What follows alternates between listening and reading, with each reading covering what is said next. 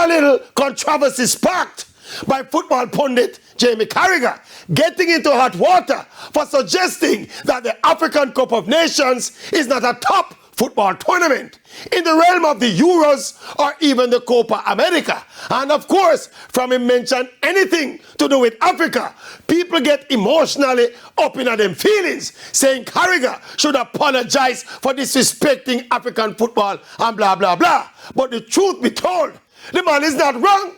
All things are not equal across all football confederations in terms of the quality of the teams and the quality of the players and the standard of the football.